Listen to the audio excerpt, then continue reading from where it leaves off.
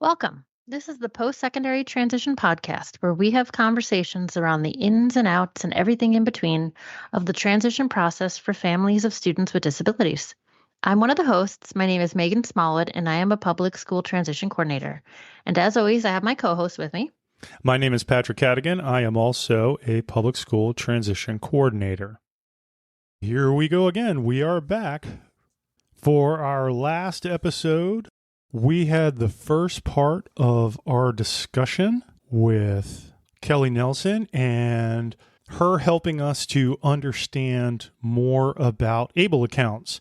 And so now we're going to slide into part 2 of that discussion, already in progress.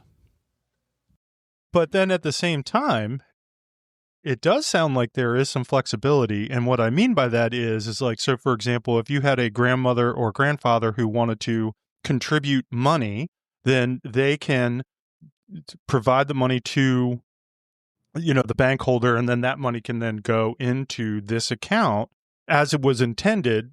Grandma and grandpa wanted to send the money. Mm-hmm. They could, but I'm going to give you one better solution than that, Patrick, and you're going to love this because I'm already loving it. I'm there. Maryland Able has what they call a gifting page that comes with every Able account, and it's so easy to use. You just, from the online account dashboard, you click on the gifting page and you send a link to family and friends by email, by text, by messenger, folks that would normally perhaps be purchasing gifts around the holiday season, birthdays, graduations, whatever. You can send them a gift, a link to the gift page. That recipient, when they get it, it'll say, would you like to make a contribution to Patrick's ABLE account? If I click yes, I put the amount of money in and where I'm sending it from. When I hit send, it goes directly into the ABLE account. It never passes through any, countable resources, which is wonderful. And then the best part is, anyone that's making those contributions to ABLE, if they live in Maryland, they can use that gift contribution as an income subtraction on their Maryland state taxes. Oh. So grandma and grandpa want to, put money away for the future for their grandchild, they can do it and get an income subtraction on their taxes. Mom and dad as well. Anybody, any friends, they don't have to be relatives. Everybody can enjoy that if they lived in Maryland and paid Maryland taxes. How many linked accounts can you have connected to the ABLE account? You can have as many as you want, as long as those linked accounts are in the name of either the account holder or the ALR. Okay. So I hope one day my daughter gets a job. She's working towards that goal. And if that, when that happens, she'll probably have a checking account where her paycheck will get direct deposited to. You will bet your buttons I will be linking that to her ABLE account as well, so that we don't let that account get over-resourced and that she still can save it and access it whenever she needs it. That was another question that comes up. How do I access it? I mean, there's no bank to go to. There's no ATM. Where do I get my money? There's no ATM. You're not going to drive down the road and see the Bank of Maryland ABLE or any ABLE program or anything. So it's all managed online. So the way we take a withdrawal from our ABLE account is I log into my daughter's ABLE account with her username and password. Her dashboard pops up and there's a line that says transfer. I click on it and I select withdrawal. It'll ask me how much money I want to withdraw and which of those linked bank accounts I want to send it to. Oh. And that's how I take the withdrawal. Mm-hmm. Then don't you have to take it out immediately so it doesn't impact the SSI? We wouldn't want to move the assets into a linked bank account in their own name unless they were going to use it to spend it. Okay, gotcha. Okay. So what a person could do, like let's just say want to be able to give a teenage or an adult age ABLE account owner access to their ABLE funds. One of the things that Maryland ABLE has in place is called the prepaid card option. And I love the prepaid card option because it gives them access to their funds, but not all of the funds in their ABLE account. Because when I load my daughter's prepaid card, it only has enough money on it to what I put in there. So if she had $5,000 in her ABLE account, she doesn't have access to all of that. She may have access to $200. And it's been a wonderful financial literacy tool for her. Mm-hmm. mind sharing that she has an intellectual disability. So this idea of money and finances and savings and budgeting, that is like really very abstract for her. It was tough. But we decided to get the prepaid card. It's an optional feature, and we decided to use it because we wanted her to be able to be empowered to make her own choices about spending money in her ABLE account. But we wanted to give her a budget, if you will. Now, that word meant nothing to her at the time. She just knew that at the start of every month, she has a specific amount of money on her prepaid card where she can decide how to spend it. But there was a lot of life lessons along the way because sometimes, and we all know this, none of us are born knowing how to budget or save, right? We learn it the hard way. So sometimes she'd have access to her card and she'd be at a store and she'd see something really awesome and she'd want to buy it. And she'd say, but this is my money. I can spend it, right? If I want to. And I say, you can. But remember, you've got that trip planned. You want to go to Hershey Park at the end of the month and you're supposed to be going with a friend. Are we going to have enough money for Hershey Park? And that it kind of was this concrete, like practical way for her to go, oh, okay, yeah. So she sometimes has to make hard choices about that. And sometimes she goes with the impulse and sometimes she saves for the big goal, but it taught a lot. And I think it's been really helpful for her. And I think for a lot of transitioning age youth to give them a chance to practice in a safe way. And it's very age appropriate. Yes. And think about it, Meghan, like usually when we go out to a store or a restaurant, are we whipping out cash? The majority of the time, we are all presenting a debit card, a credit card, or something. So in school, we spend a lot of time teaching our kids about how to make change and make purchases. But realistically, they don't have a lot of practice doing that because we usually don't have cash. So this is a way for her to, she can see from her phone how much money is on her debit card. Her prepaid card. She knows how much money she had, how much money she spent. So it was a good way to sort of teach that. And then I got a little tricky. I started adding things in like her making the payment for her cell phone came out of her prepaid card. And that was a eye-opening experience. She's like, well, what happened to my money here? Like, what's going on? And I'm like, well, guess what? This is what it's like to be an adult. We have these things that we have to pay for, like your phone. Well, she didn't even realize you had to pay for a phone. And why would she, right? Because our kids aren't thinking about that. So we're taking these baby steps into learning about making decisions about how our money is spent. Do want to mention, though, if people do want the prepaid card, it doesn't automatically come with the ABLE account. It's an option. You can order it at any time. You don't have to order it when you open the account. You can order it a couple months later or whenever. But it is an additional fee of $1.25 for the month. And that's whether you use the card 10 times or you don't use it at all. To me, I decided it was a good choice for our family, for the financial literacy piece, but also for convenience. I'm not going to lie. I am all about making my life as streamlined and simplified as possible. So when I would do things like pay for my daughter's special needs summer camp, instead of me charging it on my credit card and then taking money out of her ABLE account to pay me back for my credit card payment, now I just use her prepaid card to pay for her summer camp. And it just removes that extra step. So for $15 a year, it gave me convenient access, but you don't have to have it if you don't want. Well, then playing off of that, because it's funny, that was going to be one of my questions is that, does it have a debit card? But now you have this prepaid card and there is potentially a fee that is associated with it. For an ABLE account in general, are there fees associated with that? Yes, great question. So currently, our annual maintenance fee, and it has been for the last 8 years, it's $35 for the year. It is prorated, so anyone that opened the account yesterday is probably going to pay just a couple dollars this year because they didn't have the account, January through mid-December. And it is assessed quarterly. So it's $8.75 4 times a year, and it's withdrawal directly from the account.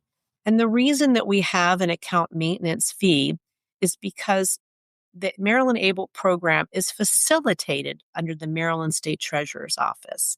So we have, 3 full-time folks here that work as administrators for the program, myself included. But the Treasurer's Office is not a bank. We needed to partner with financial institutions The Bank of New York Mellon is the one that's holding $134 million of assets that are being saved right now by over 8,000 Maryland Able account holders. They're holding that money in trust, so that's where it is. And then we've partnered with Vestwell, which is the financial technology company that runs our website, processes those banking transactions back and forth between the linked bank accounts, issues third-party checks when requested, makes those purchases for investments. So they're doing that back-end banking piece. So for $35 a year, that's what that covers, as well as our customer support team that's available Monday through Friday, 9 in the morning until 8 o'clock at night. And they operate our website. So they really get a lot for $35 a year, but that is the fee. I know you mentioned too earlier, our specific webpage is Maryland Able because it's Maryland. Are there many states that have the Able account?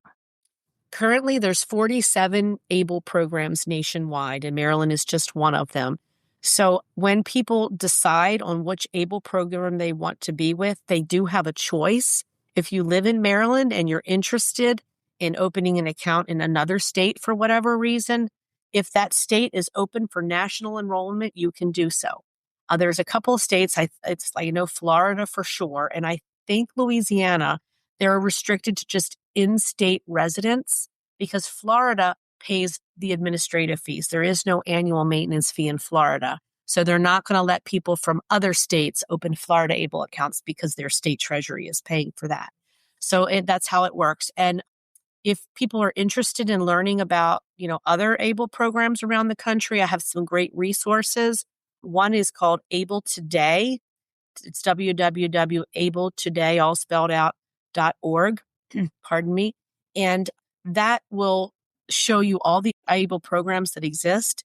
There's a comparison tool to find out what their investment features are, their account fees, all that kind of stuff is there, as well as some really good tools to just learn about ABLE legislation, ABLE accounts in general. They've got podcasts, they've got, archived webinars, like lots of cool things for that, as well as the ABLE National Resource Center. There's another website that you can go to that also has similar, resources and fact sheets and things like that. So it's a good place to learn. So if I had an ABLE account in Maryland, but I ended up moving to another state with an ABLE account, will it just transfer over to that state? That's a good question. You have options. You could either take your Maryland ABLE to whatever state you move to and continue to manage it, because remember, it's linked to your existing bank account. You don't have to be in the state of Maryland to do it. So you can continue with your Maryland ABLE account, but we do recommend anytime someone moves, at least examine the state ABLE program for the state that you're living in, because you may have tax benefits there that you're no longer going to have in Maryland. So you don't pay Maryland taxes anymore. So your contributions cannot be used as an income subtraction if you move to California, right? You'd want to look into California's ABLE, Cal ABLE, and see maybe they offer a tax benefit. And Gotcha. You can roll that money over with no penalties or fees. So one question that I had, as you use the term investment feature, do ABLE accounts earn interest? They do. We have here in Maryland, our program has a couple of different options. We have currently a cash savings option, which is an FDIC insured savings. And I believe, oh my goodness, if I can remember my daughter's last statement, I believe she was receiving 3.6% interest at the time. It's all tax-free earnings. We also have 4 investment options. These are portfolios that were created for Maryland ABLE and managed by Vanguard. And that current choices could be what we call a fixed income, which is 100% in bonds. So it's a low risk option. Depending upon how bonds are doing, it may not be earning a lot in interest, but it's, people sometimes want that. We also have a conservative option where 80% of that portfolio is in bonds and just 20% is in the market. So it's not very volatile, but it does have some potential growth from the stock market. We have a moderate, which is a 50-50 split between stocks and bonds. And then we have our aggressive investment option, which is going to be 84% in the market and 16% in bonds. So it's really just depending upon, hey, how are we going to use this money in our ABLE account? Are we going to use our ABLE account as a very transactionary account, meaning mom and dad are putting money in and then they're making monthly payments for orthodontist or whatever? So, those folks tend to go towards that cash savings option because they're going to access those funds frequently. Some parents are like, no, we got everything covered right now. We're not using any funds from the ABLE account. We want to put the money in and use it as a long-term investment. We're not planning on accessing this for 10, 15, 20 years. They tend to go with one of the, other investment. But good news is you don't have to just pick one. You could do some of your money. You could put in the cash savings. You could put other contributions into the one of the other portfolios. Technically, you could have all 5 of them if you chose to do that. I mean, I don't know that it makes a lot of sense to do that as a strategy, but you could, because every time they make a contribution to the ABLE account, the ALR gets to direct where those funds go. And do I want to put this $50 contribution into cash, or do I want to put this $50 contribution into one of these investment portfolios? We've heard you talk a lot about how to get started, how the system works. In your experience, do you think that there's an ideal time that a family would open an account? Patrick, I love that you asked that question, because a lot of folks, especially that I've encountered over the last 7 years that I've been with Maryland ABLE, who have transitioning age youth or students or family members, they tend to wait until the very last minute because they're like, they're not getting any SSI right now. I really don't need that right now. But they're missing out on a wonderful opportunity.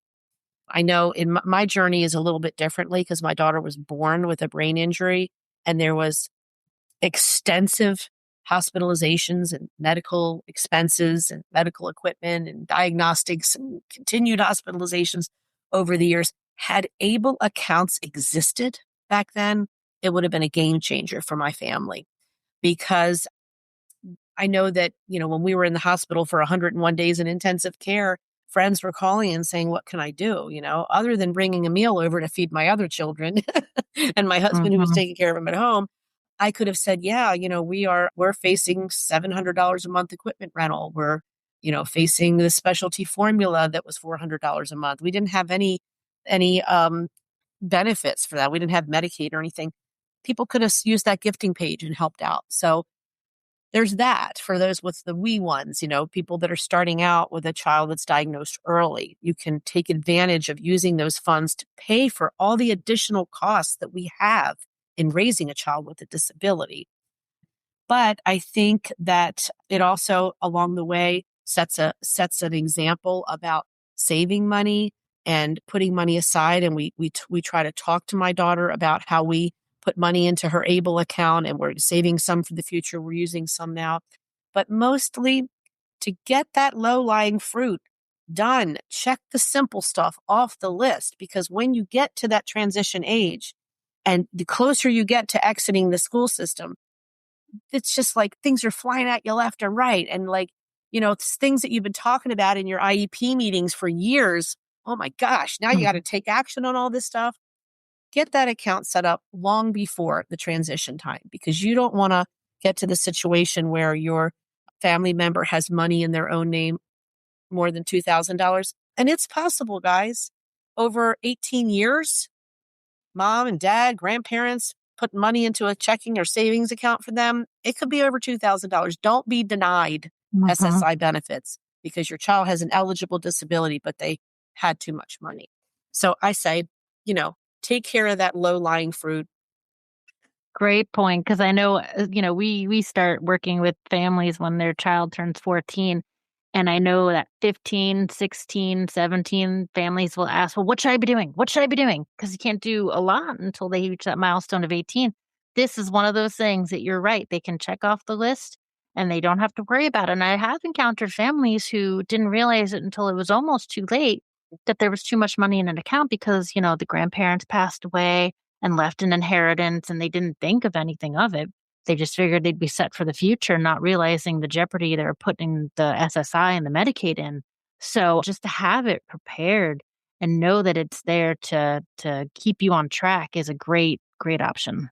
I'm glad you mentioned the inheritances, because if I had $1 for every time the phone rang that said, "Oh my gosh, Mm-hmm. great Aunt Elizabeth passed away. I didn't even know it, but she left my daughter or my son, like $8,000 life Yeah. insurance policy. They can't have this. We're going to lose all of our benefits. And I need to get this Able account open yesterday now, because now I don't know what I'm going to do with this money, but they said Able could help me with it."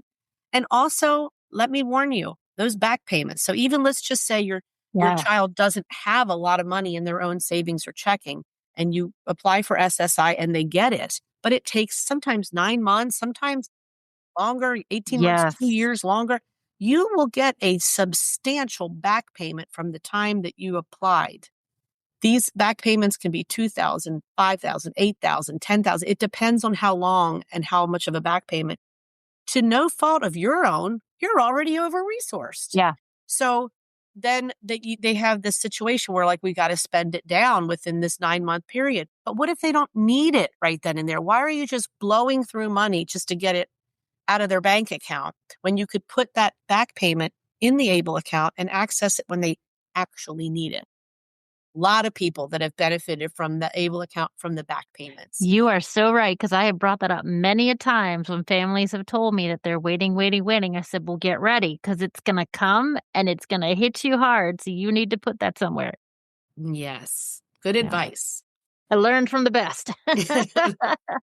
Are there any other things? Because again, the whole conversation has been peppered with examples and scenarios, but what are other things that families can use this money for?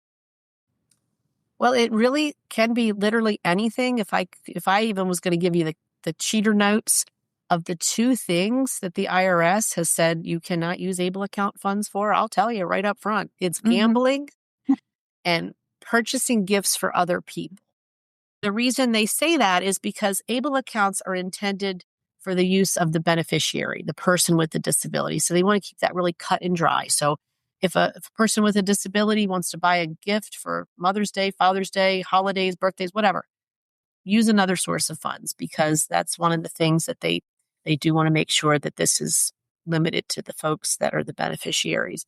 So there's so many ways that they can use it, saving for a special trip, or, if someone's able to drive a car and they're saving up for that car, they can use it as a down payment on a car. They can put gas in the car with their Able prepaid card. They can get oil changes with it, because, again, this is something that's promoting their independence in the community. I've had people purchase an automobile. I've had people do special trips. I've had people make modifications to a home that wasn't covered, or sometimes folks that use those motorized wheelchairs as they're growing over the years. Yes. Sometimes they grow a little faster than what Medicaid says that they can have a new chair for. So your child has outgrown that motorized chair, and it's thousands of dollars, but you have to wait until Medicaid says you have to wait another year or whatever. Use the prepaid, use the card, use the Able account, buy the prepaid card. And that would be a great thing to send out to family and friends, saying, our son has outgrown this chair, but Medicaid says we can't have one for another 18 months. And Right.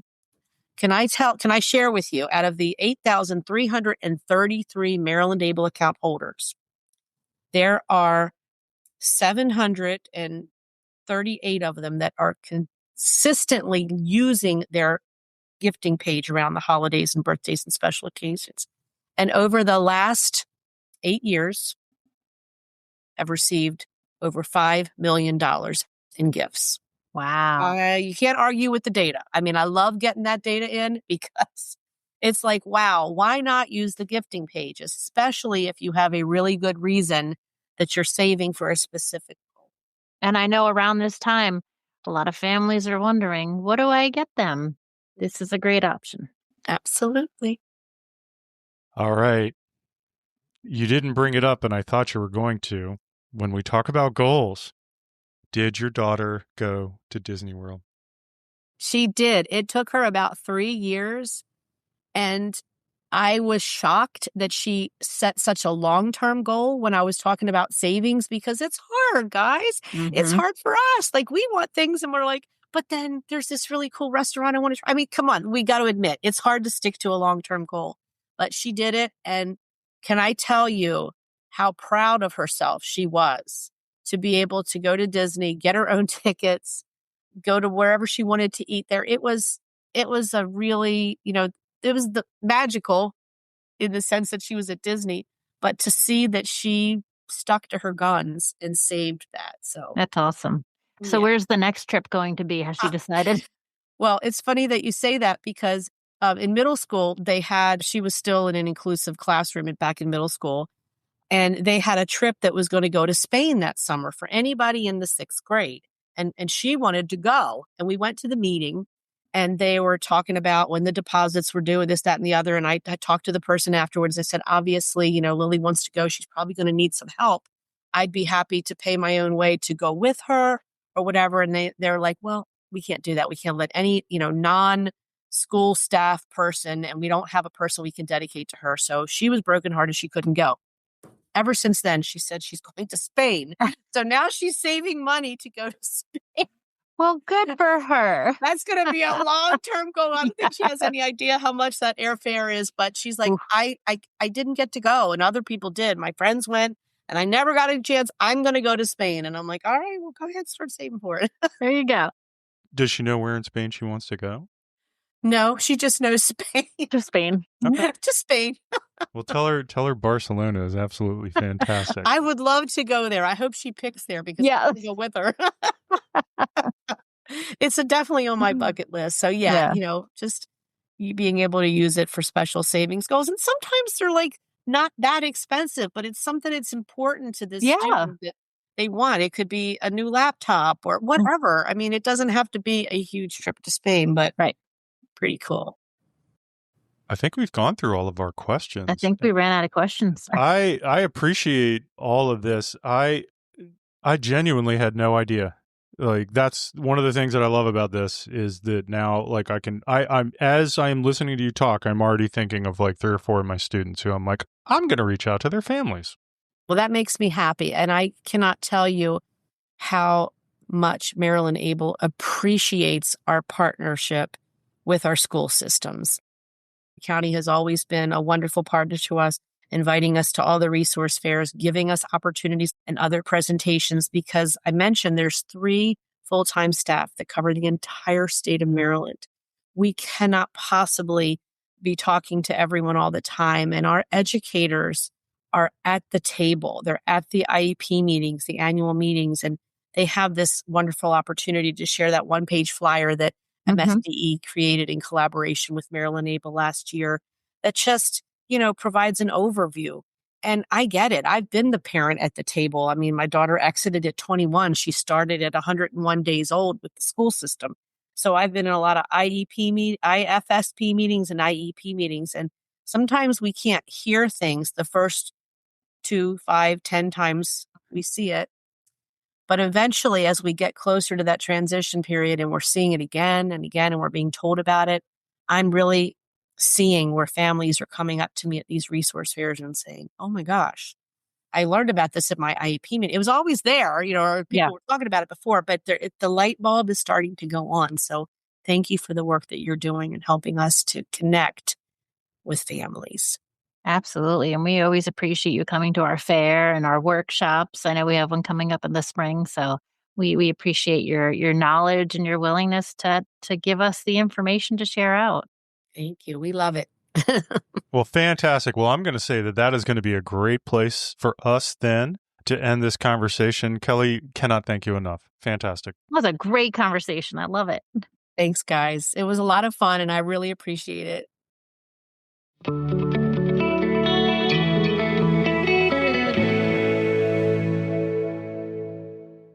Our discussions are everywhere. Apple, Spotify, YouTube Music, and others. So hit that follow button and you won't miss out. Please, if you haven't already done so, consider leaving a review, preferably 5-star.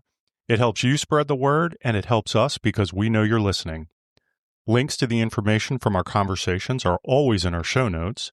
Our YouTube channel contains curated videos that revolve around transition, including playlists for guardianship, alternatives to guardianship, able accounts, and more to come.